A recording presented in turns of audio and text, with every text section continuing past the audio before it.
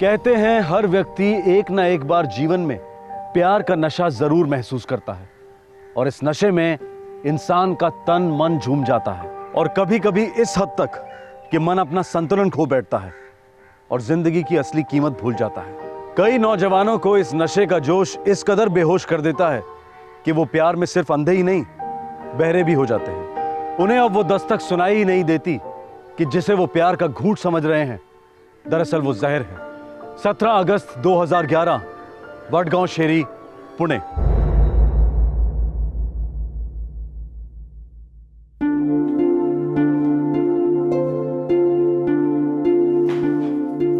Good morning Ashish. Good morning. Tension में लग रहा है, सब ठीक तो है? हो बाबा, सब ठीक है। लग तो नहीं रहा है, कल से देख रहा हूँ मूड ठीक नहीं है तुम्हारा। एजेंसी में कुछ हुआ है क्या? नहीं बाबा, कहीं कोई प्रॉब्लम नहीं है। देखो बेटा, अगर हमारी ट्रैवल एजेंसी ठीक तरह से नहीं चल रही है तो हम दूसरा कुछ शुरू कर सकते हैं। मैं मदद करूंगा, तुम्हारी पूरा सेटअप करके दूंगा, कोई प्रॉब्लम नहीं है हमारे लिए। नहीं बाबा, वैसे भी कोई प्रॉब्लम नहीं है, मैं भी ठीक हूँ, सब कुछ ठीक है। ऐसे मुंह लटका कर बैठने को कोई ठीक बोलता है क्या? कहीं उस दिन वो भोसले ने तुझे धमकी दी है, उस वजह से तो परेशान नहीं हो ना? नहीं माँ, ऐसा कुछ नहीं है। अब आप दोनों मुझे हद से ज्यादा परेशान कर रहे हो। अकेला क्यों नहीं छोड़ देते मुझे? आशीष बड़ा, क्या हुआ है इसे? देव जाने, पिछले 2 दिनों से ऐसे ही चिड़चिड़ा है।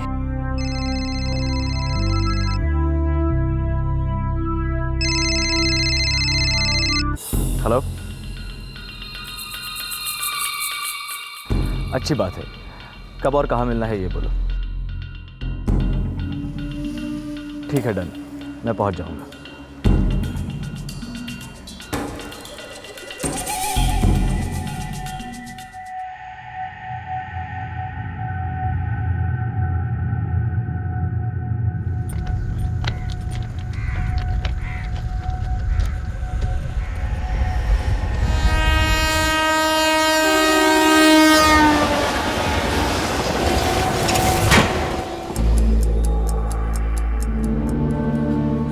अहो, काय झालं? बताइए ना, क्या हुआ? तुम्ही डायल केलेला नंबर सध्या स्विच ऑफ आ रहा है। अगं भाई, मेरा चिप बहुत घबरा रहा है। आशीष आज सुबह से ऑफिस भी नहीं गया। अरे देवा, फिर कहाँ गया होगा मेरा बेटा? कहाँ है मेरा आशु? बताइए ना। सर, आशीष इकलौता बेटा है हमारा। Sir, number continuous switch off है। मैं भी शाम 4 बजे से ट्राई कर रहा हूँ, स्विच ऑफ ही आ रहा है। घर से निकलने से पहले आशीष ने कुछ बताया कि वो कहाँ जा रहा है, किससे मिलने जा रहा है? कुछ नहीं बताया था, लेकिन कल से मेरा आशु परेशान सा लग रहा था। क्यों परेशान था? नहीं पता, कुछ बोल के भी तो नहीं गया ना। हमें लगा वो भोसले के आदमियों ने उसे धमकी जो दी थी उसी का टेंशन होगा हमारे बेटे को। कौन भोसले? हमारे इलाके में धमकी देने वाला भोसले और कौन है सर? अच्छा, वो भोसले जो आपके बड़े भाई सुरेंद्र पाटिल के खिलाफ इलेक्शन लड़ा था। हाँ, और हार भी गया था। देखिए मिस्टर पाटिल, हम इस धमकी वाली बात पर एक्शन जरूर लेंगे, लेकिन मेरी राय में आप थोड़ा सा इंतजार कीजिए। हो सकता है कल सुबह तक आपका बेटा लौटा है। उस कुत्ते पर कड़ी नजर रखो। अगर वो कुत्ता मेरे हाथ से निकल गया ना तो मैं तुम सब लोगों की वाट लगा दूंगा। हाँ, ठेव फोन। ए विश्वास, तू कशाला चिंता करतो? हा, अरे उस भोसले ने, उसके कुत्तों ने हमारे आशु को टच भी किया ना तो मैं साले की वाट लगा दूंगा। दादा, आपने उस भोसले से बात की क्या? वो चूहा साला फोन पर ही नहीं आ रहा है। लेकिन तू चिंता मत कर विश्वास, मेरे आदमी बराबर उसके पीछे लगे हुए हैं। अरे मैं सब कुछ ठीक कर दूंगा, तू टेंशन मत ले।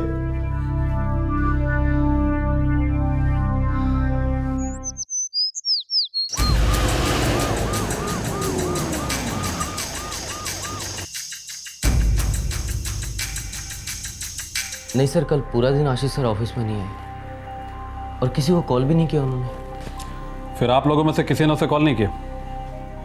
वो क्या है सर, अक्सर आशीष सर ऑफिस में नहीं आते, तो मेरा मतलब है हमारे लिए तो नॉर्मल है उनका ऑफिस में ना आना। ये भोसले ने धमकी वमकी दी थी सुना? हाँ सर, दी थी। किस बारे में? सर एक कंपनी के साथ हमारा गाड़ियों का कॉन्ट्रैक्ट है। जब भी उन्हें गाड़ियों की ज़रूरत होती है हम उन्हें गाड़ियाँ भेजते हैं। उस कंपनी के साथ हमारा कॉन्ट्रैक्ट था। अब मेरी कंपनी के साथ है। उस कॉन्ट्रैक्ट को भूल जा आशीष, वो कंपनी हमारी है, अकेला छोड़ उसे। छोड़ने छाड़ने के दिन अभी बहुत दूर है। प्यार से समझा रहा हूँ, मान जा। नहीं मानता, चल आगे बोलो। बोलना क्या है? किसी दिन तेरी कोई गाड़ी गायब हो जाएगी ना तो तू ही बोलेगा माफ करो साहब, गलती हो गई। मेरी गाड़ियों को गायब करोगे तुम? ऐसी हालत कर दूंगा ना तुम्हारी।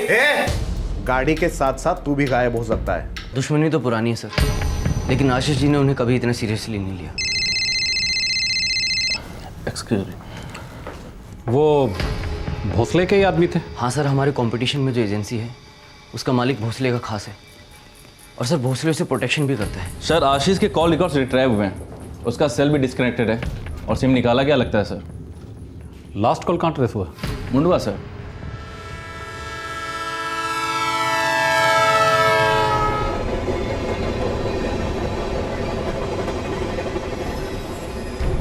ये आशीष यहाँ क्या कर रहा होगा सुनसान जगह पे? सर उसे यहाँ लाया गया होगा। किसने लाया होगा उसे? सर 10:30 के बाद आशीष को कोई कॉल नहीं आया। लास्ट कॉल किसका था? किसी लैंडलाइन नंबर का था सर। किसका नंबर? पीसीओ, यडवाड़ा पीसीओ से। फॉलोअप करते हैं, जरूर कोई कनेक्शन है।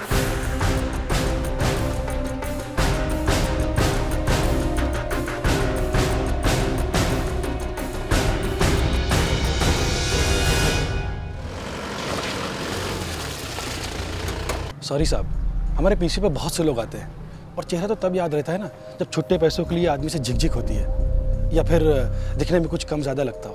और आम आदमी को याद रखना इतना आसान काम नहीं है साहब, और मेरा फिर किराने का भी काम है साहब। समझ सकता हूँ, कोई बात नहीं, चलो। सावन, आशीष के मोबाइल फोन से सिम कार्ड को निकाला गया है, राइट सर।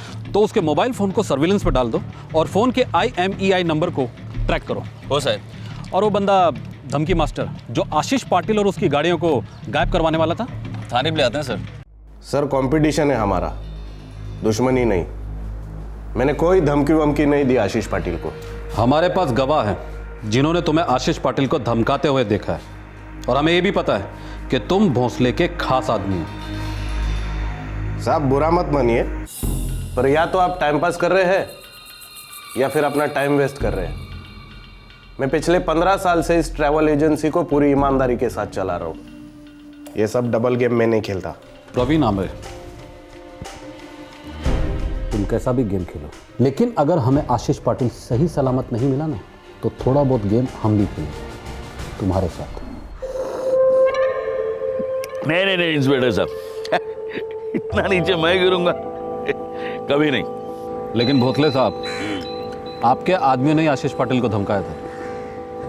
इंस्पेक्टर साहब, कौन मेरा आदमी नहीं है? मेरा नाम लेके है ना चुचुंदर से धर्मेंद्र बनते हैं सब लोग, मालूम है? प्रवीण आमरे, आपका खास आदमी, उसी ने आशीष पाटिल को धमकाया था। अरे दोनों में तू मैं होगी, इसका मतलब ऐसा थोड़ी होता है धमकी।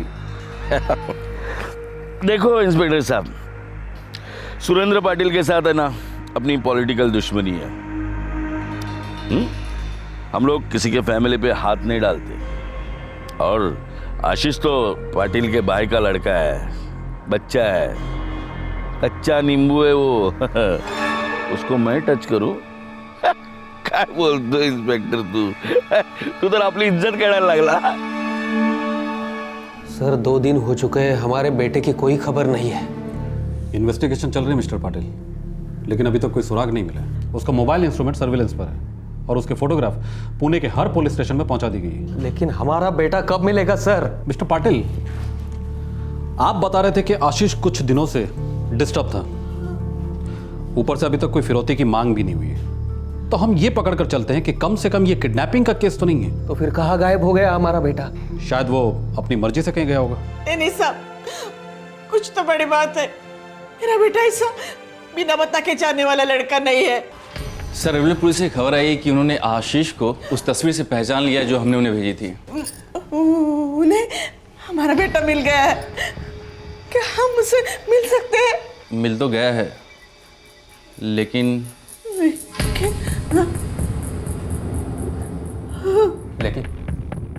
लेकिन क्या सर? 17 अगस्त की शाम को हमें एक लाश रेलवे ट्रैक पर मिली। पक्का यही लड़का है? जी सर, जैसे आपने वर्णन किया था वैसे ही कपड़े इस लाश के ऊपर थे।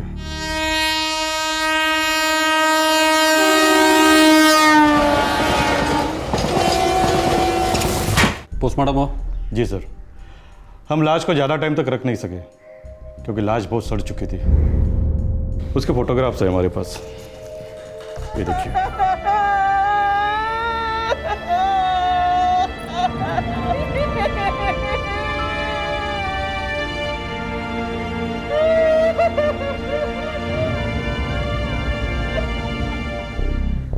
अच्छा, लाश के ऊपर आसपास कुछ भी नहीं मिला? कुछ भी नहीं? नहीं, कुछ भी नहीं मिला, कोई आइडेंटिफिकेशन नहीं, इसलिए लाश को रखना अपनी मुनासिब नहीं समझा।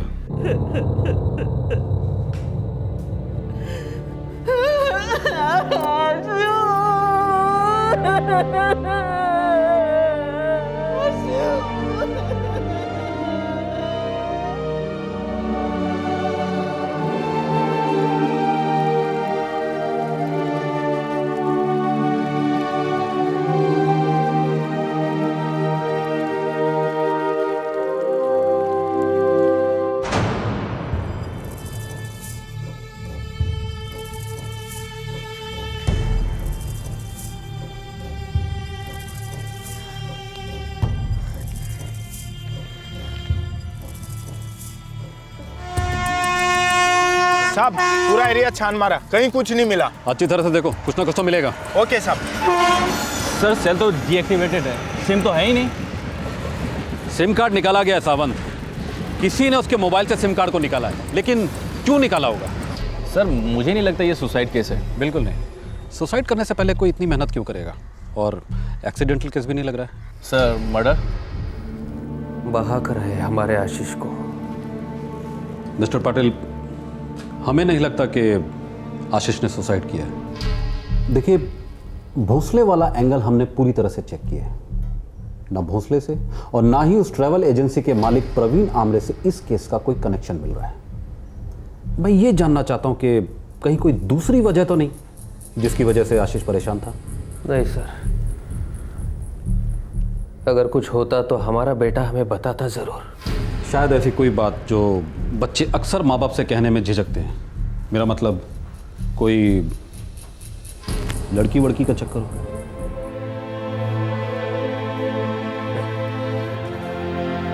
हमने कभी किसी लड़की के बारे में नहीं सुना उसके मुंह से, और मेरा बेटा लड़की के प्यार व्यार में जान देने वालों में से नहीं था सर।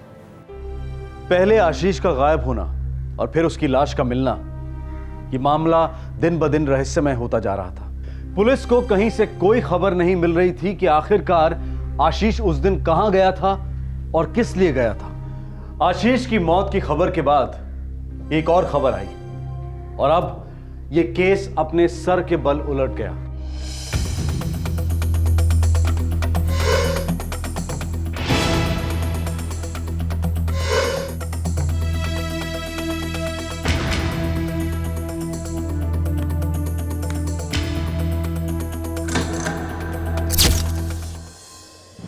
सर आशीष का सेलफोन दोबारा एक्टिवेटेड हो गया है। हमने IMEI नंबर ट्रैकिंग की है। Very good. लोकेशन कहाँ मिला? Yerwada sir. IMEI international mobile equipment identity. हर मोबाइल हैंडसेट का अपना एक खास आइडेंटिटी नंबर होता है।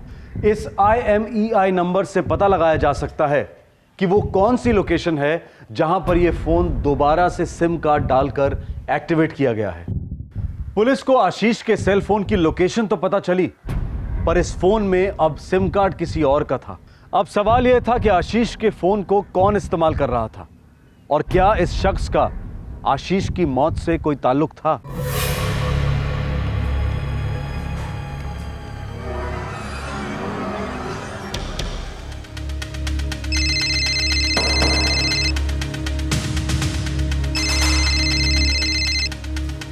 हेलो, कौन बोल रहा है?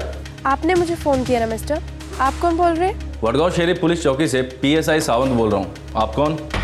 मेरा नाम सीमा चिखलीकर है सर, पर बात क्या है? आप पुलिस चौकी आ जाओ, आपसे बात करनी है। सर मैं PhD येरवाडा में इंजीनियरिंग की स्टूडेंट हूँ। आशीष पाटिल को कैसे जानती है? आशीष पाटिल? कौन आशीष पाटिल सर? वही आशीष पाटिल जिसका शायद मर्डर हुआ है और जिसका मोबाइल इंस्ट्रूमेंट इस वक्त तुम्हारे हाथों में। सर क्या बात कर रहे हैं आप? ये मेरा सेल फोन है। अच्छा, कहाँ से खरीदा? कब खरीदा? बिल है? घर पर है तो घर चलते हैं, और अगर खो गया है तो पूरे घर को खोद डालते हैं, और अगर नहीं है तो उस दुकान को खोद डालते हैं जहाँ से तुमने मोबाइल फोन खरीदा है। सर एक मिनट, ये सेल फोन मैंने नहीं खरीदा, ये मुझे मेरे फ्रेंड ने गिफ्ट किया है। फ्रेंड का नाम? कृष्णा। एड्रेस?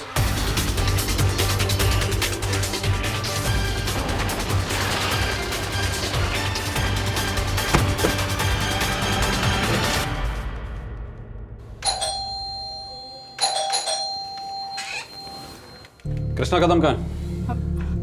मेरा बेटा घर पे नहीं है सर, वो दोस्तों के साथ बाहर गए पण सर काय झालं? उसका मोबाइल नंबर क्या है? Mobile number? सुन, वहां से ना लेफ्ट टर्न ले लियो, वहां से वहीं पर हमें जो चाहिए ना मिल जाएगा। 1 मिनट में फोन आ रहा है। हेलो, कृष्णा कदम? हाँ बोल रहा हूँ। Inspector Kane, Wadgaon police station से। क्या हुआ इंस्पेक्टर साहब? पुलिस स्टेशन आ जाओ अभी का अभी। क्या हुआ? अभी के अभी पुलिस स्टेशन बुलाया है। सर इस कृष्णा ने मोबाइल स्विच ऑफ रखा है। मुझे इस कृष्णा पर फुल डाउट है, ज़रूर कोई हाथ है इसका इसमें। और वो इंजीनियरिंग वाली लड़की सीमा, वो भी, दोनों में कुछ मिली भगत लगती है। दोनों के चिट्ठे खोलो सावंत। Okay sir.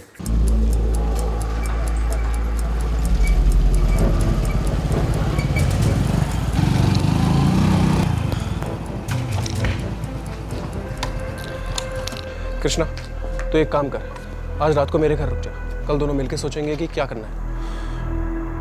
वो तो ठीक है यार, लेकिन मुझे समझ नहीं आ रहा कि पुलिस वाले मुझ तक पहुंचे कैसे।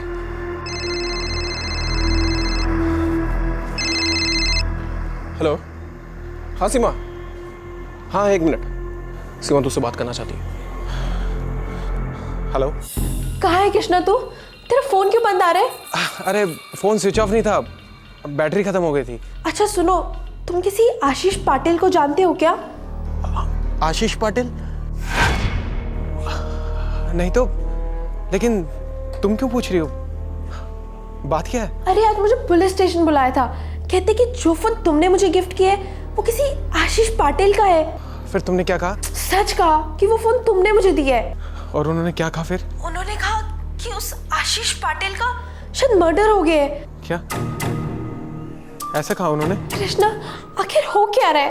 मुझे बहुत डर लग रहा है। नहीं नहीं सीमा, देखो तुम घबराना मत और सब कुछ ठीक हो जाएगा, बस तुम थोड़ा शांत रहना, ठीक है? क्या हुआ यार? पुलिस सीमा तक पहुंच गई यार।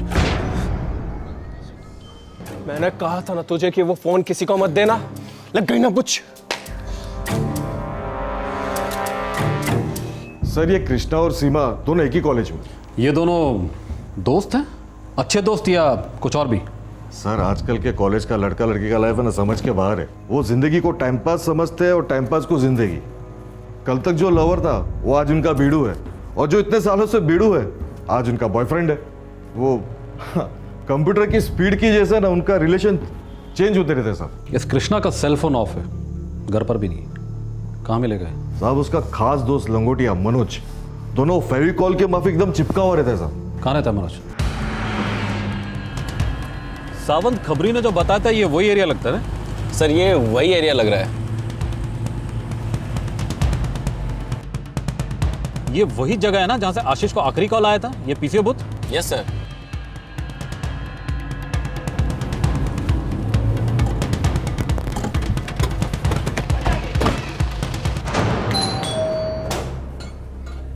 क्या बात है साहब? मनोज है? मनोज तो घर में नहीं है। एक बार हम भी देख लेते हैं। है? अरे कहाँ? अरे बाबा अंदर अंदर क्या है यार? अंदर ओ उठा लो को। अरे अरे अरे अरे क्या कर रहे हो तुम लोग? अरे सर मुझे नहीं मालूम ये आशीष पाटिल कौन है। ये मोबाइल फोन तो हमें सर रास्ते में पड़ा मिला था। कहाँ पड़ा मिला था? सर मुंडवा के पास। येरवड़ा में रहने और पढ़ने वाले स्टूडेंट तुम लोग मुंडवा के पास क्या कर रहे थे? सर उस दिन मनोज और मैं बुशी डैम गए थे, बस यूं ही टाइम पास करने के लिए, और वहाँ से आते वक्त हम चाय पीने के लिए रुके वहीं मुंडवा के पास। तो वहीं हमें सर ये मोबाइल फ़ोन पड़ा मिला। रास्ते पर पड़ा था? Yes sir. ये फ़ोन तुम्हें रास्ते में पड़ा मिला? Yes sir. और तुम लोगों का इंतज़ार कर रहा था, पूरी दुनिया से छुपा हुआ था, लेकिन सिर्फ तुम लोगों को मिला। Yes sir. ये सर के बच्चे, तुम लोगों को क्या लगता है हम सब लोग एड़े हैं? तुम लोग जो कहोगे हम उसे सच मान लेंगे?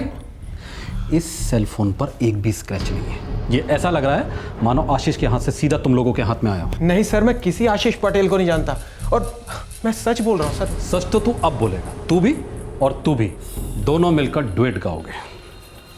सर मेरा इसमें कोई कनेक्शन नहीं है, प्लीज़ आप मुझे मत इन्वॉल्व करिए। तुम जा सकती हो, लेकिन पुणे नहीं छोड़ सकती। Thank you sir. लेकर जाओ दोनों को। सर प्लीज सर, हम इनोसेंट हैं सर। हमने कुछ नहीं किया सर, हम इनोसेंट हैं सर, यकीन मानिए कुछ नहीं किया सर, फंसाया यार। सावंत। Yes sir. आशीष, कृष्णा और मनोज तीनों के फोन रिकॉर्ड मंगवा। कहीं ना कहीं तीनों में कोई ना कोई कनेक्शन जरूर है। नहीं, मैंने कभी नहीं सुना, न कृष्णा न मनोज, आशीष ने कभी जिक्र नहीं किया। सर मनोज और कृष्णा का नाम मैंने कभी नहीं सुना, और ना ही आशीष जी के साथ मैंने कभी इन दोनों को देखा है।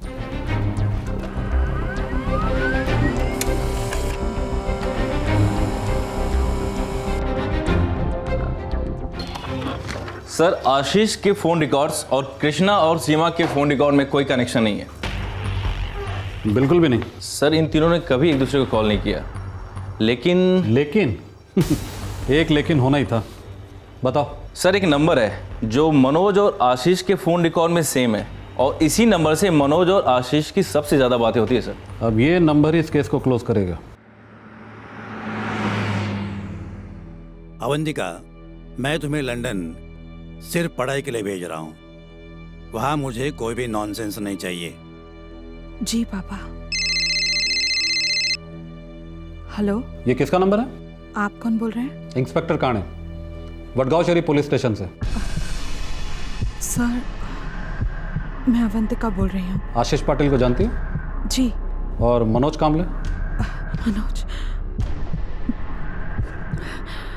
जी, उससे भी। हमें आपसे बात करनी है, पुलिस स्टेशन आ जाइए। पर सर ये कैसे हो सकता है?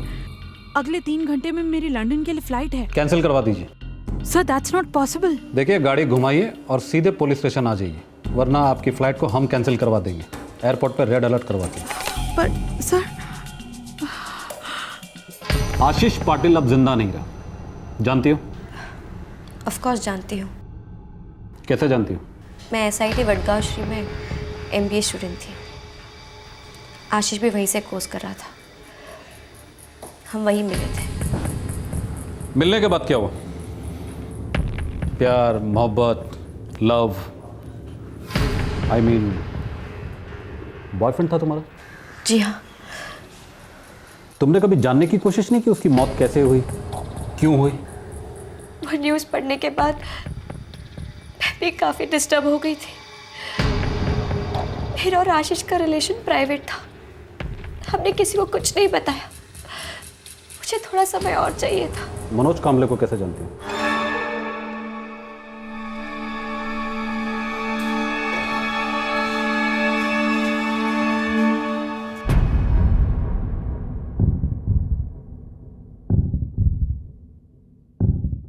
जानते हो इसे? जी जानती हूँ। तो अब बताओ मिस अवंतिका, तुम्हारा बॉयफ्रेंड आशीष उस दिन मुंडवा रेलवे ट्रैक पर क्या कर रहा था, क्यों गया था, किसने बुलाया था, क्या हुआ था उसके साथ? सच सच बताओ। सर मैं सच कह रही हूँ, मुझे कुछ भी नहीं पता है।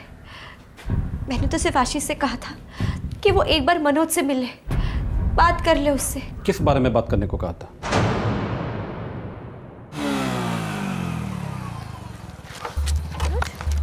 ये क्या बकवास है? ये आशीष कौन है? देखो मनोज, इस बात का तुमसे कोई ताल्लुक नहीं है, और वैसे भी हमारे बीच में जो कुछ भी था वो खत्म हो चुका है। It's over, okay?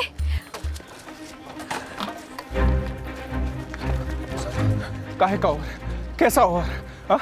हम दोनों का 2 साल का अफेयर था, वो भी सीरियस। इस बात को तुम अच्छे से जानती हो।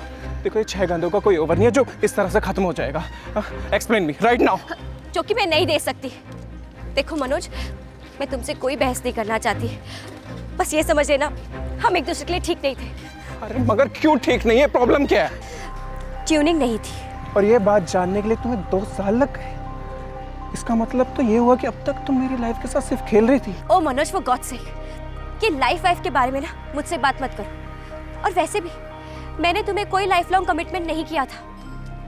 मनोज, तुम तो जानते हो लोगों को प्यार होता है, फिर वो उसे बाहर भी निकल आते हैं। So please, no hard feelings and all the best for your new life. हमारा ब्रेकअप हुआ था, फिर भी मनोज मुझे रोज परेशान करता। मेरी कुछ समझ में ही नहीं आ रहा था, मैं थक गई थी। अवंतिका, तुम उससे कहती क्यों नहीं कि तुम्हें उससे बात नहीं करनी है? ओ कम ऑन आशीष, मैं इतने दिनों से उसे और क्या कह रही हूँ, लेकिन वो मेरी बात सुनने के लिए तैयार ही नहीं है। मुझे तो लगता है जब तक उसे कोई शौक नहीं लगेगा ना, वो नहीं रुकने वाला। शौक? कैसा शौक? थोड़ा फोर्स, थोड़ा धक्का देकर। आशीष, तुम मुझसे क्यों नहीं बात करते?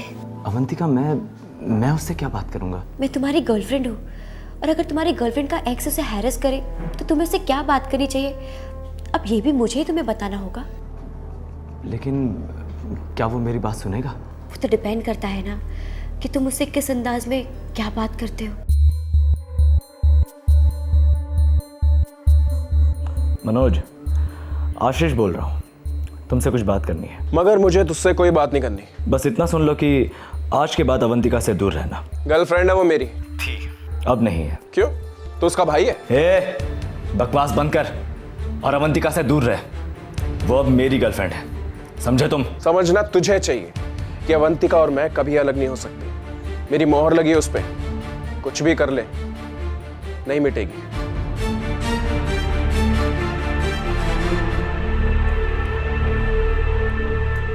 आशीष मुझे 3-4 दिन से लगातार फोन कर रहा था, लेकिन मैंने उसका फोन लिया नहीं। लेकिन इसने मुझे हैरेस करना बंद नहीं किया, रोज फोन करता था।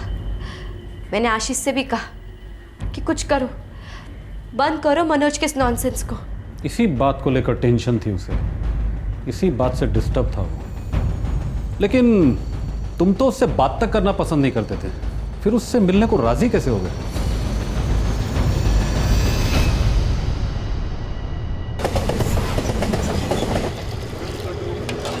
अपने गली के नुक्कड़ पे पीपल का पेड़ है ना? हाँ। अरे यार, पका दिया इस आशीष ने मुझे फोन करके। क्या करूं इसका मैं? अबे यार, सीधा फुल एंड फाइनल कर इसका, जिंदगी भर नहीं भूलेगा ये।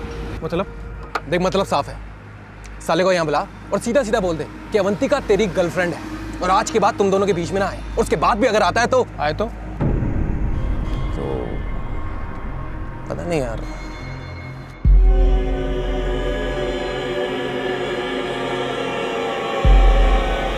हमारे बीच में जो कुछ भी था वो खत्म हो चुका है। It's over, okay? मैं तुमसे कोई बहस नहीं करना चाहती, बस इतना समझ लेना हम एक दूसरे के लिए ठीक नहीं। कृष्णा, अगर ये आशीष रहे ना तो? अबे लेकिन वो तो है, दिन रात दिमाग चाट रहा है तेरा, हमेशा ही फोन करता रहता है। हाँ अभी तो है, लेकिन आगे से ना हो तो?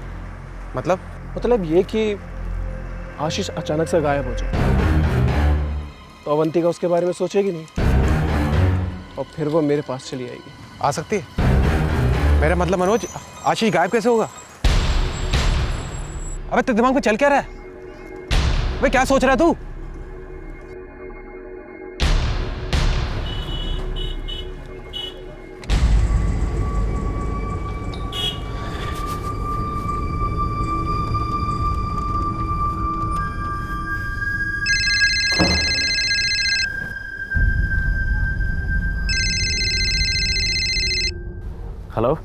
हेलो आशीष, हाँ मैं मनोज बोल रहा हूँ। देखो मैं बात करने के लिए तैयार हूँ।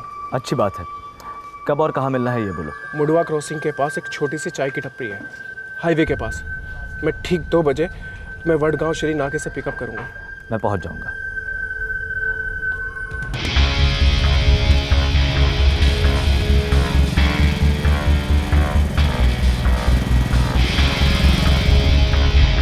देखो मनोज, अवंतिका ने जो डिसीजन लिया है तुम्हें उसकी इज्जत करनी चाहिए। अवंतिका का और मेरा रिलेशन 2 साल तक था, सीरियस रिलेशन, और इस बात को तुम अच्छे से जानते हो, तो तुम्हें भी उसकी इज्जत करनी चाहिए ना।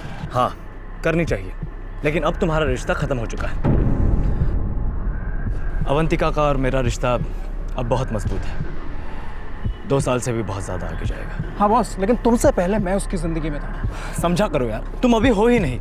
अवंतिका की ज़िंदगी में तुम मायने ही नहीं रखते, तुम उसे दिखते ही नहीं हो यार। हाँ, क्योंकि तुमने उसकी आंखों पे पट्टी जो बांध के रखी है आशीष पाटिल, क्योंकि तुम हमारे बीच में आ गए। गलत, मैं तुम दोनों के बीच में नहीं आया था। पहले अवंतिका ने तुम्हें अपनी ज़िंदगी से बाहर कर दिया था और इसके बाद हमारी दोस्ती हुई थी, और इस बात से तुम इनकार नहीं कर सकते मनोज। सही कहा तुमने, वैसे भी एक ही तो ज़िंदगी मिली है, इसे एक लड़की के लिए क्यों बर्बाद करना। और तुमने बिल्कुल सही कहा, अवंतिका को मैं दिखाई नहीं देता, तुम दिखाई देते। ठीक है, मैं अपनी हार मान लेता हूँ। नहीं यार, हार और जीत की बात नहीं है, बस लाइफ और टाइम का खेल है, दोनों किसी के लिए नहीं रुकते। सही कहा तुमने। सुनो, मैं तुमसे एक रिक्वेस्ट करना चाहता हूँ, प्लीज़ मना मत करना। अब एक आखिरी बार मैं अवंतिका से बात करना चाहता हूँ, मैं उसके दिल की बात उसकी ज़बान से सुनना चाहता हूँ, प्लीज़। चल ठीक है, जब भी तू बोले। अभी बात करें? अभी यहाँ इस जगह पर? हाँ, हम साइड में जाके बात कर लेते हैं, तुम अपने फ़ोन का स्पीकर ऑन कर लेना और हम बात कर लेंगे। प्लीज़ यार, आज आर्या पार का फैसला हो जाने दो।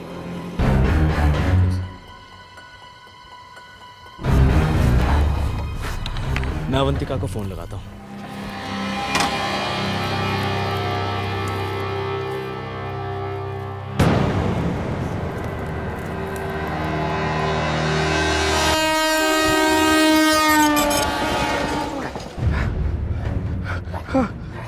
सामान निकाल, पर्स निकाल इसका। उधर से रुमा उसका और भी कुछ पड़ा, इधर पड़ा, इधर पड़ा, इधर उठा इसे। हाँ चल।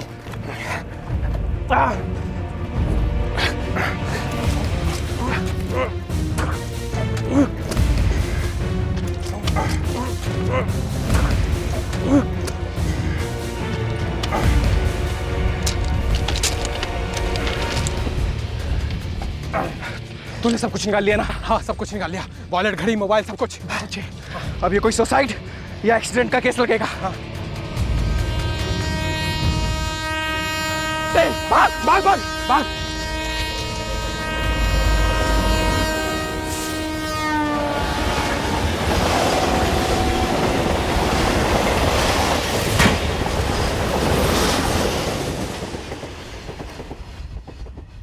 आशीष अब अवंतिका को दिखाई नहीं देता मनोज, तो उसके माँ बाप को भी दिखाई नहीं देता, किसी को भी दिखाई नहीं देता। लेकिन एक बात बताऊं, आज के बाद जिंदगी भर तुम भी दिखाई नहीं दोगे, जेल की सलाखों के पीछे सड़ोगे। ले जाओ इन दोनों को।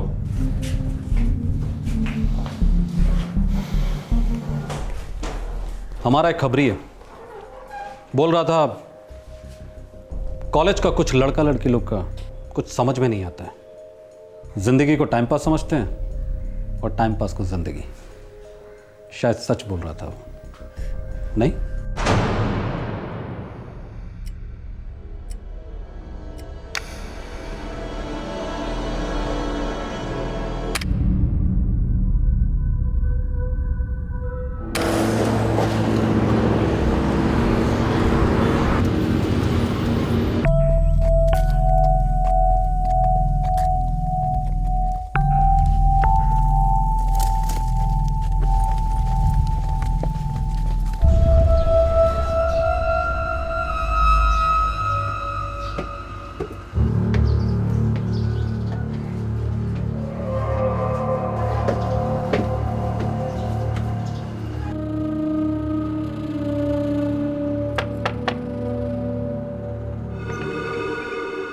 बोलिए।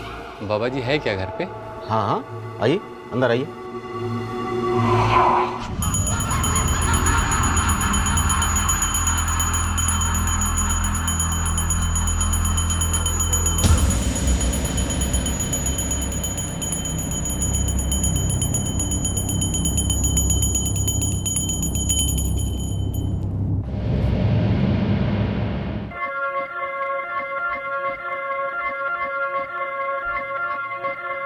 तू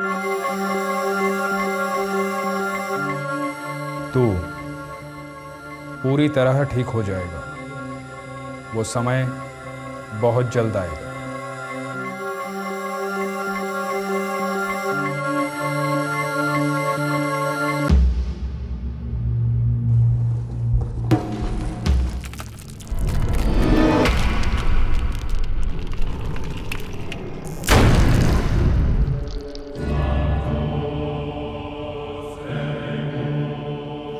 इसका समय आया और गया।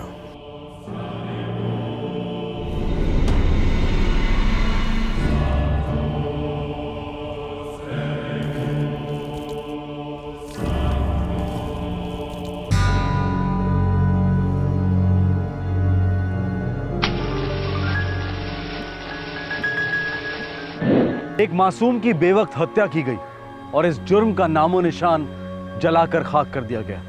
हत्यारे समय को अपना साथीदार मानकर चल रहे थे। उन्हें भ्रम था कि समय की धारा उनके गुनाहों को धो देगी, हमेशा के लिए भुला देगी। वो ये मानकर चल रहे थे कि अगर एक अरसे के बाद जली हुई लाश का कोई हिस्सा मिलता भी है तो शिनाख्त की घड़ी कभी आएगी ही नहीं। लेकिन वो घड़ी आई और ये एक घड़ी के कारण ही मुमकिन हुआ। जी हां, पीड़ित की कलाई पर रिस्ट वॉच इस केस का एकमात्र सुराग था जो कानून को दस्तक दे रहा था कि शिकारी कौन था और शिकार कौन।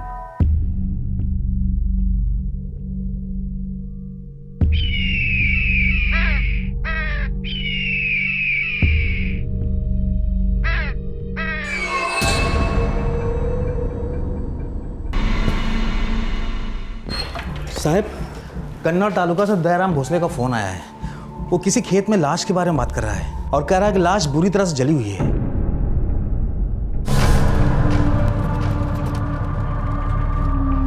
फॉरेंसिक टीम को बुला लेना और बॉडी पोस्टमार्टम के लिए भेज देना। मेल बॉडी है, 35 से 45 साल के बीच का आदमी। बॉडी बुरी तरह जल चुकी। जिंदा जलाया गया है? शायद नहीं, पहले मौत हुई है, उसके बाद लाश को जलाया गया। ठिकाने लगाया जा रहा था ताकि कोई पहचान न सके। अब जिसने भी किया है सक्सेसफुल है, क्योंकि इस लाश की शिनाख्त करवा पाना पॉसिबल नहीं। लाश की कलाई पर एक घड़ी देखी थी। ये रही, ये भी जल चुकी है, लेकिन इसकी शिनाख्त की जा सकती है। 5:30 सुबह के भी हो सकते हैं, शाम के भी हो सकते हैं। मौत कम से कम 24 घंटे पहले हुई है। और ये रहा सुराग नंबर 2, शर्ट का एक टुकड़ा जो जला नहीं, इस रिस्ट वॉच की तरह। वाइकर कंपनी और बी अक्षर के साथ बस का सिंबल। ये बी कोई नाम हो सकता है? सर, पूरे औरंगाबाद जिले के जितने भी मिसिंग कंप्लेंट्स हैं मैंने सारे चेक किए और इस लाश की तरफ कोई भी इशारा नहीं हो रहा है। शायद मरने वाला औरंगाबाद के बाहर का था। हाँ सर, हो सकता है। और ये भी हो सकता है कि इस घड़ी की सुई हमें सही दिशा तक ले जाए।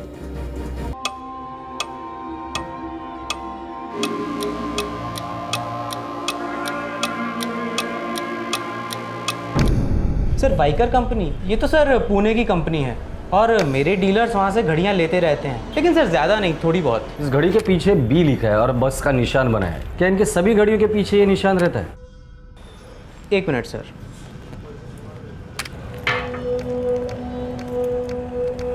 नहीं सर, मुझे नहीं लगता। हाँ, लेकिन अगर आप वाइकर कंपनी वालों से पूछेंगे तो अच्छा होगा। कहाँ है इनका ऑफिस? सर, इनकी फैक्ट्री कात्रज MIDC में कहीं है।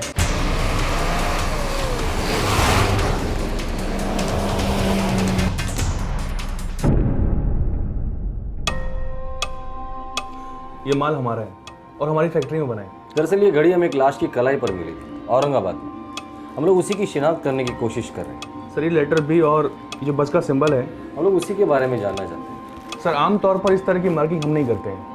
ये मेड टू ऑर्डर है, मतलब किसी ने खास तौर पर बनवा के लिए है। किसने? पुणे में हमारी मार्केटिंग सेल है, आई थिंक वहाँ से पता चल सकता है।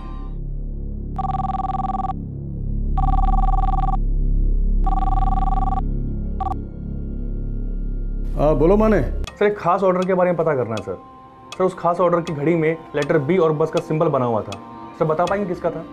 क्यों जानना चाहते हो? सर, एक्चुअली पुलिस जानना चाहती है, औरंगाबाद पुलिस।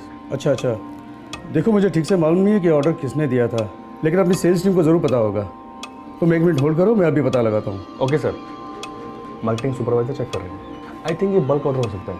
मतलब ऐसी 1-2 घड़ी आप लोग नहीं बनाते? सर, आज तक तो नहीं, लेकिन हाँ, डीलर या फिर दुकानदार अपनी तरफ से कोई अल्टरेशन कर दे घड़ी के पीछे तो बात अलग है। हाँ माने, ये बेस्ट बस सर्विस के लिए बनाया गया बल्क ऑर्डर था। 2009 का दिवाली ऑर्डर। 40,000 वॉचेस बनाए गए थे, स्पेशल बी और बस सिंबल वाले। मैंने कहा था ना सर, ये बल्क ऑर्डर होगा। सर बेस्ट बस सर्विस का ऑर्डर था। लेटर बी और बस का सिंबल वाली खास गाड़ियाँ दिवाली के लिए बनवाई गई थी। कब की दिवाली? सर 2009 की दिवाली, और 40,000 गाड़ियों का ऑर्डर था। पूरी संभावना थी कि कत्ल किया गया आदमी बीईएसटी का कर्मचारी था। बीईएसटी मुंबई की पब्लिक ट्रांसपोर्ट कंपनी है जो लगभग 4,680 बसें चलाती है। बीईएसटी का लगभग 38,000 कर्मचारियों का वर्कफोर्स है। घास के ढेर में सुई ढूंढने वाली बात थी, और सुराग 2 सुइयों वाली एक घड़ी।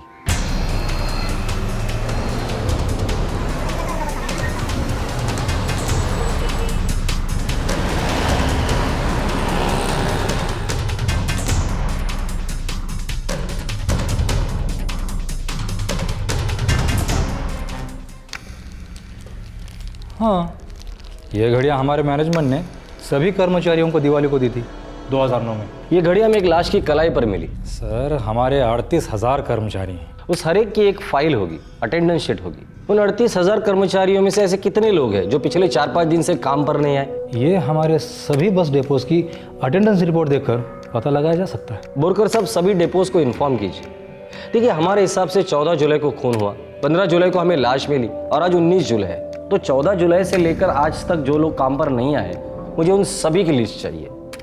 ये लिस्ट आने में थोड़ा वक्त लग सकता है। हम इंतजार करेंगे। इतने दूर आए हैं, खाली हाथ वापस नहीं जाएंगे। एक लाश मिली है औरंगाबाद पुलिस को। कलाई पर बेस्ट की दिवाली वाली घड़ी मिली है। 14 जुलाई से कोई मिसिंग है स्टाफ में? नाही साहेब, आमच्या डेपोमध्ये तर कोणी नाही। हमारे डिपो में तो ऐसा कोई नहीं है सर, सब रिपोर्टिंग पे है सर। और जो छुट्टी पे हैं उनको भी चेक किया गया, सब है सर।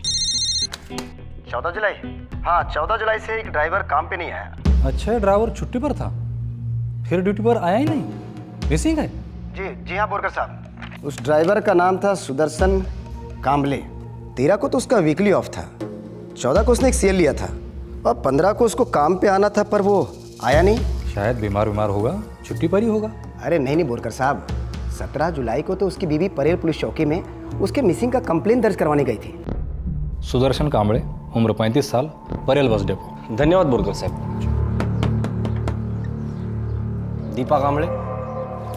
वो साहेब। सुदर्शन कांबळे की बीवी हो? वो साहेब। हम लोग औरंगाबाद पुलिस से, शायद आपके पति के बारे में हमारे पास जानकारी है। नहीं, ये क्या कह रहे हैं आप? देखिए, हम 100% नहीं कह सकते, पर हो सकता है कि वो लाश सुदर्शन की हो। लाश के पास ये 2 चीजें मिली, पहचान सकती है आप?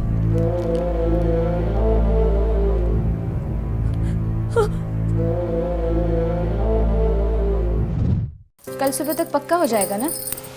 हाँ, बस पैसे दूंगा और तुरंत वापस लौट आऊंगा।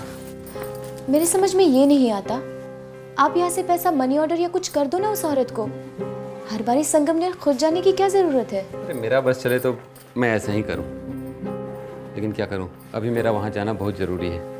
कोर्ट ने अभी फैसला नहीं किया है ना, मैं कम देना चाहता हूँ और वो ज़्यादा मांग रही है। एक बार कोर्ट का फैसला आ जाए, फिर हर महीने ये संगमनेर जाने का चक्कर ही खत्म। ला, काजी क्या हो, सही सलामत लौटाना। घाबरू नकोस, मैं सही सलामत वापस आ जाऊंगा।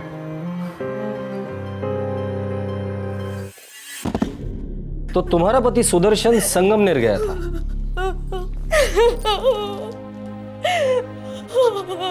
पर उसकी लाश हमें कन्नड़ गांव में मिली जो औरंगाबाद जिले में आता है। पता नहीं ये वहाँ क्यों गए होंगे। सुदर्शन संगमनेर क्यों गया था? उन्हें हर महीने वहाँ जाना पड़ता था, उनकी पहली पत्नी वहाँ रहती है, उसके हर महीने का खर्चा इन्हीं को ही देना पड़ता था। डायन है वो, खा गई उनको।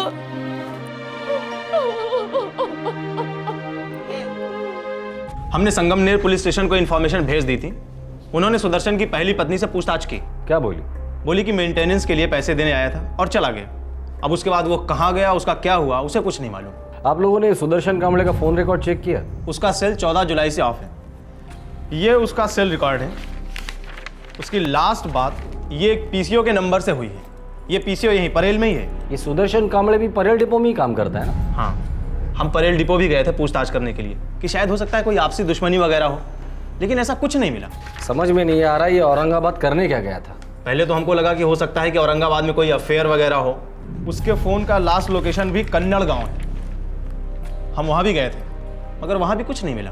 उसकी बीवी दीपा, उसने उसे फ़ोन नहीं किया? नहीं, दीपा के पास कोई भी सेल नहीं है। उसने हमें बताया कि उसने एसटीडी बूथ से कई बार बात करने की कोशिश की, लेकिन हर बार सुदर्शन का फ़ोन स्विच ऑफ था। मतलब सुदर्शन आखिरी बार अपने पहली बीवी से मिला था? हाँ, कादम्बरी नाम है उसका। कादम्बरी, उससे बात करनी होगी। दोबारा उसके मुंह से सब कुछ सुनना होगा।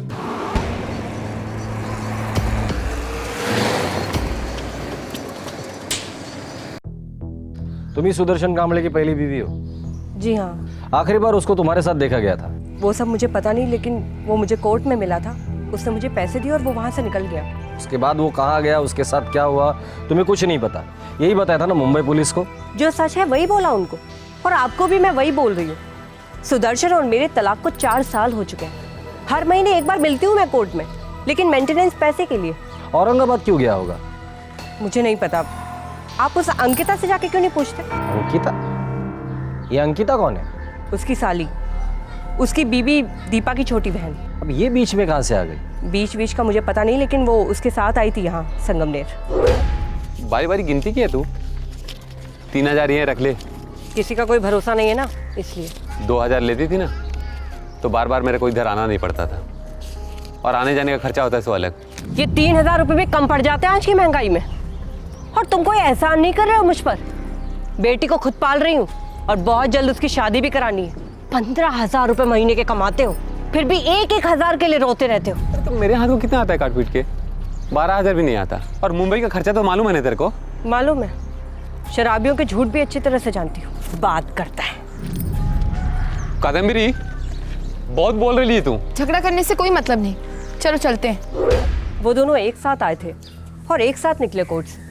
दोनों एक साथ क्यों आए थे पता नहीं, और वहां से कहाँ गए वो भी नहीं पता। ये सुदर्शन और उसकी साली अंकिता, इन दोनों के बीच में कुछ लफड़ा था? कुत्ते की दुम कभी सीधी नहीं होती साहब। जब मैं और वो पति पत्नी थे तो उसका चक्कर उस दीपा के साथ चल रहा था, उसकी अभी की बीवी अंकिता की बहन। दीपा को पता होगा इस लफड़े के बारे में? पूछ के देख लीजिए। वैसे औरतों को पता चल ही जाता है, सूंघ जो लेती हैं हम। हाँ, मेरी बहन अंकिता गई थी उनके साथ। क्यों? उनका अकेले वहाँ जाना मुझे पसंद नहीं था। तो तुम क्यों नहीं गए उनके साथ? मैं यहाँ तैयारियाँ कर रही थी। किस बात की? मेरी बहन अंकिता की शादी थी। 16 जुलाई को उसकी शादी होने वाली थी। तुम यहाँ तैयारियां कर रही थी अंकिता की शादी की, और खुद अंकिता तुम्हारे पति के साथ संगमनेर गई थी। अजीब बात है।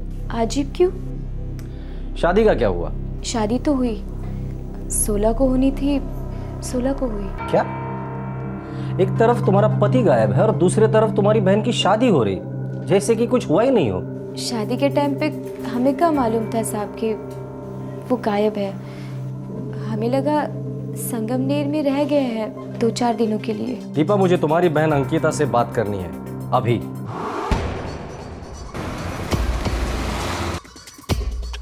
सर, ये सुदर्शन की बीवी दीपा कुछ ज्यादा ही सीधी लगती है। इसकी पीठ पीछे इस अंकिता का सुदर्शन के साथ अफेयर चल रहा होगा। तो फिर ये अंकिता सुदर्शन का मर्डर क्यों करेगी? उसकी शादी होने वाली थी ना सर, शायद इसीलिए। 14 जुलाई को तुम लौटी और 16 जुलाई को तुम्हारी शादी हो गई। वो सर, अंकिता, तुम गई थी सुदर्शन के साथ पर लौटी अकेली, ऐसा क्यों? जीजा जी को संगमनेर में कोई काम आ गया था, तो उन्होंने कहा तुम घर चलो, मैं बाद में आता हूँ। जीजा जी, आप पक्का 15 तक लौट आएंगे ना? पता है ना 16 को क्या है? ज़्यादा ड्रामा मत कर, मेरे को सब पता है, और सब काम प्लानिंग के हिसाब से ही होएगा। मैं तेरे को विदा करने वाला था ना, मैं ही करेगा। सुदर्शन ने बताया नहीं कि संगमनेर वो किस काम से रुकने वाला है? नहीं बताया सर। बताया नहीं कि संगमनेर से कहीं और जाने का प्लान है? नहीं सर, कुछ नहीं बताया। मैं सच बोल रही हूँ। मैंने कब कहा कि तुम झूठ बोल रही हो? नहीं, वो बस मैं सच बोल रही हूँ। नंबर बताओ। कैसा नंबर? तुम्हारा मोबाइल नंबर अंकिता। सर ये लड़की सच बोल रही है, 14 जुलाई को संगमनेर से लौटी। ये देखो 14 जुलाई के 3 दिन पहले 11 जुलाई को अंकिता का सेल लोकेशन क्या है? कन्नड़गांव औरंगाबाद। सर इस कन्नड़ में तो सुदर्शन की लाश मिली थी। यस, ये अंकिता वहां क्या करने गई थी? इसी लड़की का हाथ है बोहिर। सर इस अंकिता ने कन्नड़ औरंगाबाद के इस नंबर से बात भी की है, 9998978987। पता लगाओ किसका नंबर है, उठा कर लेकर आओ।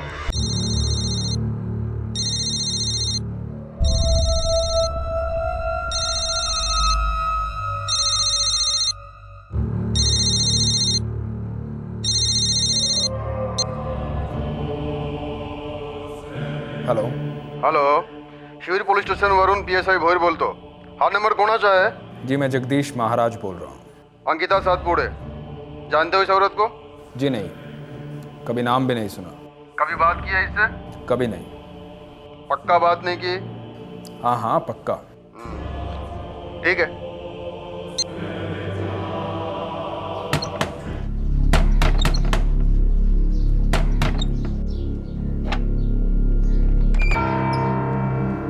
जगदीश महाराज, अगर अंकिता सातपुड़े तुम्हारे सामने आ जाए तो शायद तुम्हें याद आ जाएगा कि तुम उससे 11 जुलाई को मिले थे। मैं वो क्यों मिले थे ये तो अंकिता ही बताएगी।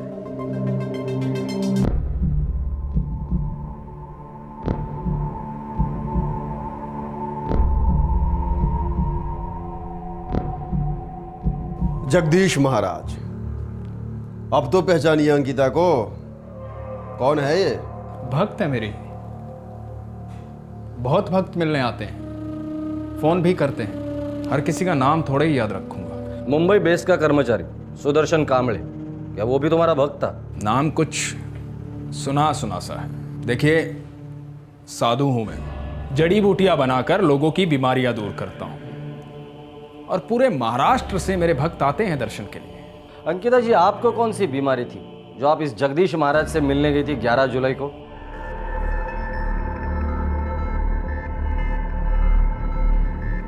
सुदर्शन के फोन का आखिरी लोकेशन कन्नड़गांव औरंगाबाद था।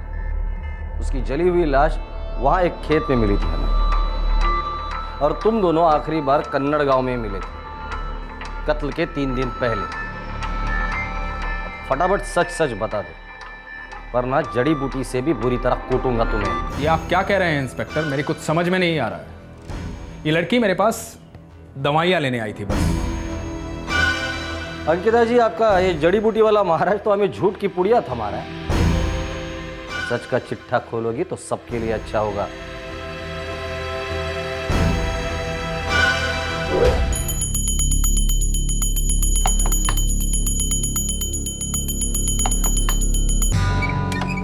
बाबा प्रणाम, मैं अंकिता सातपुड़े, मुंबई से। अच्छा अच्छा अच्छा, आओ अंदर आओ। 30,000 हैं। होने दो, मेरे पास मत रखना। पैसे को छूता नहीं हूं मैं। पैसा माया है, बुद्धि भ्रष्ट कर देता है। इसको दे सकती हूं।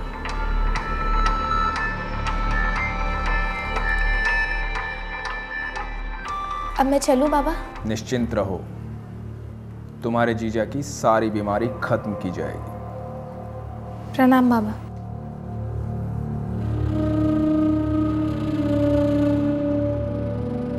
तुमने इस ढोंगी बाबा को सुपारी दी थी 30,000 रुपए की अपने जीजा जी को मरवाने के लिए। क्यों किया ऐसा? अपने होने वाले पति से अपना अफेयर छुपाना चाहती थी, जो तुम्हारे जीजा जी सुदर्शन कांबळे के साथ चल रहा था। ये झूठ है, मेरा जीजा जी के साथ कोई अफेयर वफेयर नहीं था। फिर ऐसा क्या था कि तुमने उसे जान से मरवा दिया? मुझे नहीं पता था उनका खून हो जाएगा। मैं तो सिर्फ पैसे डिलीवर करने गई थी। किसने भेजा था तुम्हें पैसे देकर? ये तो पैसे बाबा को दे देना अंकिता। कशाला ताई? अंकिता, तुम्हारे जीजू की तबीयत बहुत खराब है, शराब की बीमारी है उन्हें। लेकिन ताई, 30,000 रुपये का ट्रीटमेंट? कैसा ट्रीटमेंट है ये?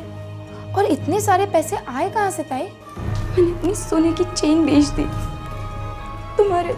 तुम्हारे जीजू की भलाई के लिए। अब सुदर्शन को शराब छोड़नी ही होगी, नहीं तो जिंदगी छूट जाएगी उसकी।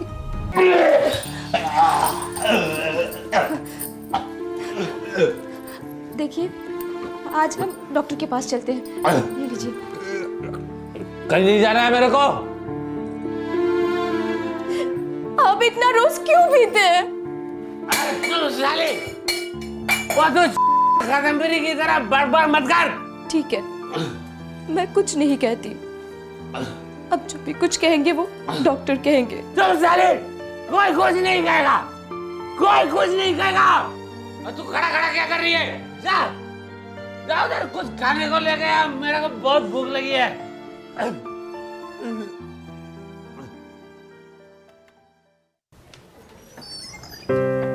अरे आला तुम्ही? हाँ। सुदर्शन, मैंने ना सविता ताई से बात कर ली है। कौन सविता ताई? वही ताई जो हमारे बाजू वाली खोली में रहती है। अच्छा, हाँ हाँ, जानता हूँ उसको। क्या बात की? आपके बीमारी के बारे में। उन्होंने कहा है कि आपके लीवर का प्रॉब्लम बस बाबा ही दूर कर सकते हैं। दीपा, तेरे को कितना बार बोला मैंने, ये बाबा बीबा के चक्कर में नहीं पड़ने का। बहुत चैप्टर होते हैं ये लोग। ये खास बीमारी दूर करते हैं सुदर्शन। औरंगाबाद के कन्नड़ गांव में इनका आश्रम है। बस एक बार कोशिश करके देखते हैं। मैं तुम्हारे सामने हाथ जोड़ती हूँ सुदर्शन। अच्छा चल, जा जा, आराम से सोचते हैं। आराम से सोचने लायक तुम्हारी हालत नहीं है सुदर्शन। मैं आपके पैर पड़ती हूँ, एक बार मिल लो उस बाबा से। अच्छा ठीक है, जा अभी कुछ खाने के लिए लेके आ।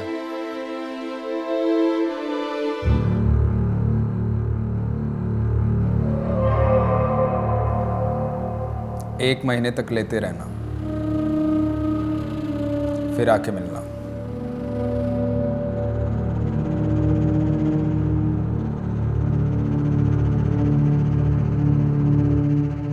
मुझे तो ताई ने बस इतना बताया था कि ये पैसे जीजा जी के ट्रीटमेंट के लिए, उन्हें पूरी तरह से ठीक करने के लिए।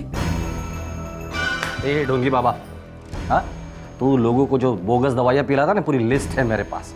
चल अब सच सच बता दे, सुदर्शन कांबले का खून क्यों किया था?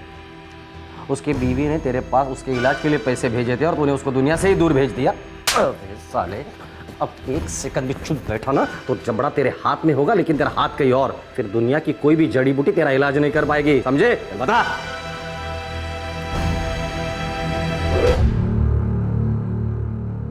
वो नहीं आया? बाबा, उन्हें छुट्टी नहीं मिली। छुट्टी लेना नहीं चाहता तेरा पति? उसे मेरी दवाइयों पे विश्वास नहीं रहा ना? मैं काय करूं बाबा? तो दारू सोडतच नहीं, बस पीते रहता है। मेरी सुनता ही नहीं है वो बाबा। मन छोटा मत कर।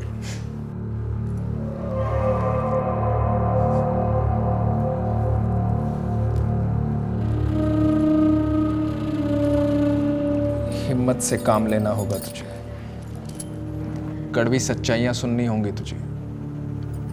कैसी सच्चाई बाबा? जीवन और मृत्यु की सच्चाई। तेरा जो ये पति है ना सुदर्शन, चंद दिनों का मेहमान है। ऐसा ना कहिए बाबा, कुछ कीजिए। किया तो उसने बहुत बुरा किया है। इस जन्म में ही नहीं, पिछले जन्मों में भी बहुत बुरा किया है, जिसका कोई इलाज नहीं, कोई दवा नहीं, कुछ नहीं। तुझे दुख के सिवाय कुछ नहीं दे पाएगा वो, तिनके भर का सुख भी नहीं। तुझे क्या लग रहा है, तेरी चुप्पी मुझसे बात नहीं कर रही? तेरे दुख का इलाज है मेरे पास।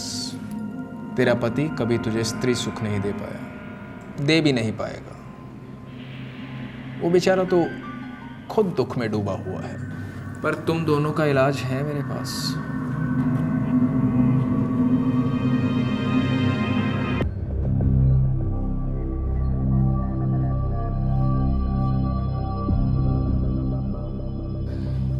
पाखंडी घटिया 2% के इंसान को तुमने चुना अपने पति का इलाज करने के लिए। क्या इलाज किया है?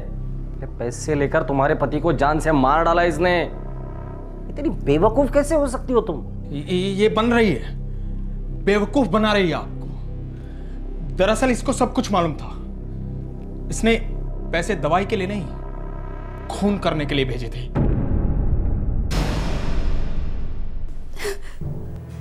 मैं क्या करती साहब? सुदर्शन और ज्यादा पीने लग गया था। रोज थोड़ा थोड़ा करके मर रहा था वो। बाबा ने बोला कि एक ही बार में उसको छुटकारा दे देंगे, फिर हम दोनों शादी करेंगे, अपनी नई जिंदगी की शुरुआत करेंगे।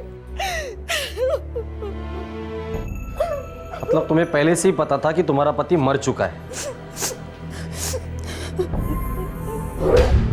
बाबा, क्या आपने सुदर्शन को मार डाला? उसे जान से मार डाला, और ऐसा मारा है कि दुनिया में उसकी लाश कोई भी पहचान नहीं पाएगा। अब हम एक हो सकते हैं।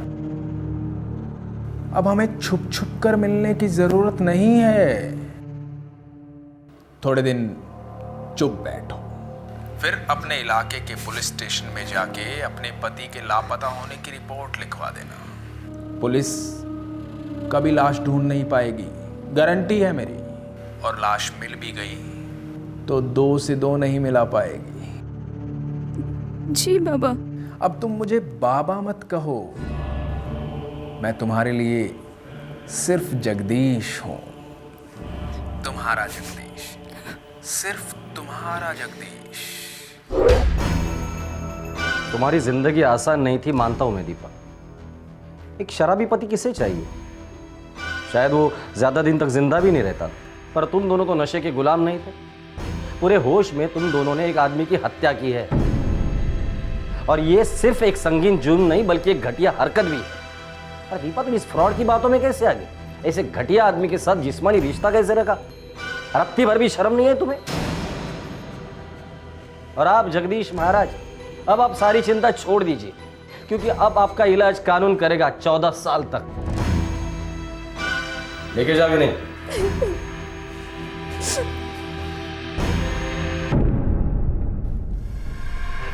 आर्टिकल्स लिस्ट में से फाइल कर देना भाई। ये घड़ी इस केस की स्टार है। शादी के झूठे वादे करके इस ढोंगी बाबा ने दीपा का सेक्सुअल एक्सप्लॉयटेशन किया था।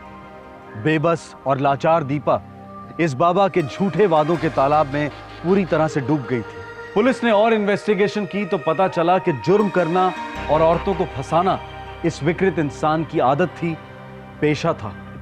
हमारे देश भर में, समाज के हर तबके में ऐसे हताश और बेबस लोग हर दिन इन पाखंडियों के पैतरों का शिकार होते रहते हैं। इस केस में एक जिंदगी मिटाने के बाद सबूत भी लगभग पूरी तरह से मिट चुके थे। शायद ये केस कभी सॉल्व ही नहीं होता, पर कहते हैं ना कि समय से आगे रहने के लिए आपके तरीके बिल्कुल जायज होने चाहिए, वरना समय साए की तरह पीछा करता है और जुर्म को साए से बाहर निकालकर रोशनी में ले आता है, जैसा कि इस केस में एक रिस्ट वॉच ने किया।